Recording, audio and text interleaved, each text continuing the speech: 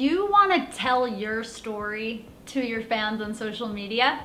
Do you feel confused and just overwhelmed on how to get started in sharing your story? Well, today I want to share an exercise that you can do that'll totally help you tap into how to tell your story and what points to focus on. Hello. Joel and I recently did an exercise over dinner that was a whole bunch of questions. One of the questions that we came across was more of an exercise than it was a question. And it said, tell your life story to your partner in 5 minutes. And so we both set a timer on our phone and we did the what parts of my story I decided to share, because I knew that I had a limited time. Like, I knew that I only had 5 minutes. And after I did it, I remember saying to Joel, oh my God, it's so interesting that I chose to talk about this and this and this part of my story. So I want to challenge you to do this exercise and share your story with your fans in just 5 minutes. So to help encourage you to actually do it, I'm gonna do the exercise right here, right now. So I'm gonna grab my phone, set the timer, and go. Got my phone here, and I'm gonna open up the clock, and I'm gonna set the timer to 5 minutes. So I grew up in Great Neck, New York. I grew up in a town that was a very wealthy town on Long Island. And from the start, honestly, throughout my childhood, I didn't really feel like I fit in my town so much because it was a really wealthy neighborhood and my family didn't come from that much money. And so I was always just hyper aware of the impact that kind of money seemed to have on people. It kind of gave them this sense of entitlement and being better than other people. And as a kid, that was something that really impacted me. I have always been super perceptive, and I was able to notice that and just notice that I kind of felt different, and people, because I felt like I could relate to them. We didn't get brand new cars when we got our license, and so went through high school, growing up all in Great Neck, and I decided to go to the University of Buffalo for school.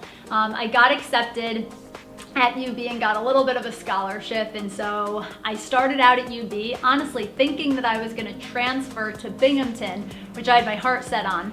Thought I was going to transfer to Binghamton, but ended up staying at UB and falling in love with Buffalo. It's the reason why I still live in Buffalo today. I fell in love with the community that Buffalo has. People in Buffalo, they're proud to live in Buffalo. They're proud to be from Buffalo. They love their wings and their sports teams, and this place really is the city of good neighbors. People are genuine, they're down to earth, and they're nice. And I didn't get that sense of community growing up in Great Neck, Long Island. I just didn't really Buffalo and decided to stay, and ended up going through UB's 3-2 program. So graduated in 5 years with my BA and my MBA, and started my career off at the Buffalo News. Then went to the Regional Chamber of Commerce, where I really honed my craft when it came to marketing and social media, and I just really started to realize how much I wanted to connect with other people, how much I wanted my work to be in a space of connection. That led me to now be the social media director at Telesco Creative Group. And Telesco Creative Group, we are one of 16 organizations that makes up the Erie County Anti-Stigma Coalition. I grew up with a lot of anxiety. And so mental health, all of that stuff, anxiety, depression, it's always been very close to my heart because I dealt with that when I was in high school, and seeing a therapist changed my life. It really made me realize that I'm in control of how I feel, and by talking things out, I can feel a lot better. And by changing the stories that I tell myself, I can feel a lot better and feel more empowered.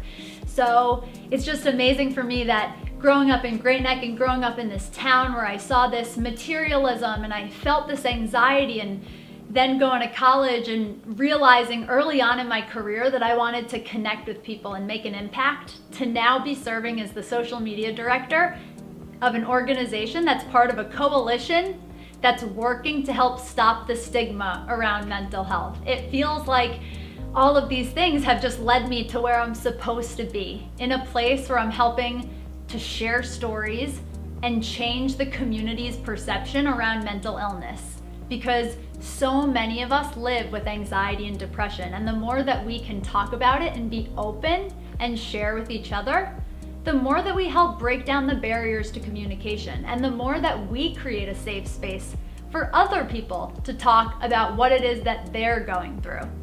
So I feel really blessed to have come from a place where I know that I didn't love what I was surrounded by, and I made decisions to create and find a community that I really feel like I fit in.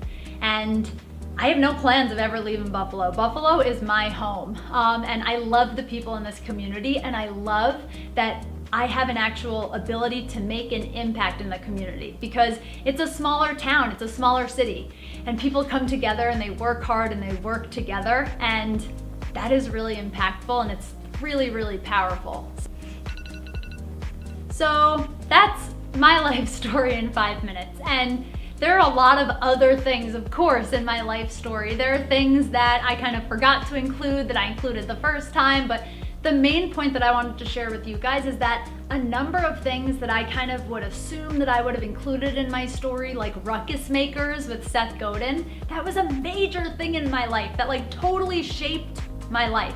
And I just didn't end up mentioning that. And the more that you do this exercise, the more that you're able to really narrow in and really just kind of focus in on what points in your story have really impacted you. Because when you can get really clear on the parts of your story that you feel define you, that's how you know what to share with your audience. So I encourage you to try this exercise out and see what you learn about yourself. What do you end up including in your story? I would love to. Thank you guys so much for taking the time to listen to my story, to watch this video. I really do hope that it encourages you to try this exercise on and tap into your story. So if you enjoyed this video, give it a thumbs up and share it with a friend that you think would enjoy this exercise. Or I would love to connect if you guys have friends in Buffalo that you want to connect me with, because this place is so much my home and I'm just so happy that I got to find it. So thank you guys for watching, and I'll see you next time. Bye.